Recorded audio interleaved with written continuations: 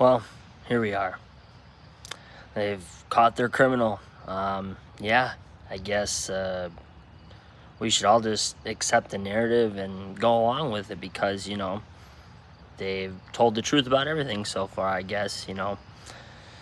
This guy, apparently he just flies off a roof, uh, disassembles a gun, puts it in his bag, runs around for a little bit, reassembles a bolt-action rifle, and throws it in the woods somewhere. Well,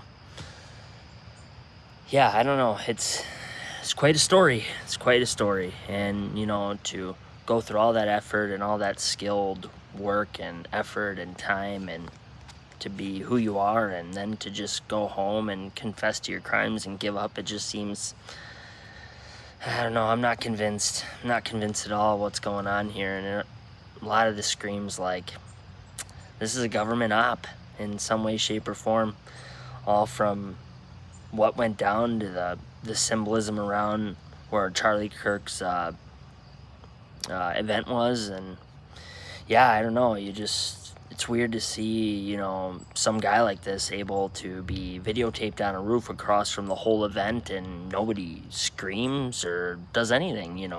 Nobody says, hey, there's a guy up there, somebody call the cops, something like that. I don't know.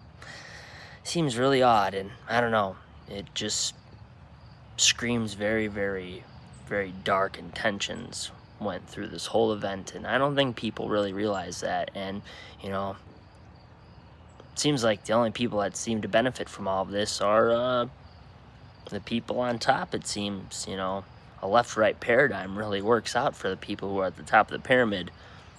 Yeah, real convincing.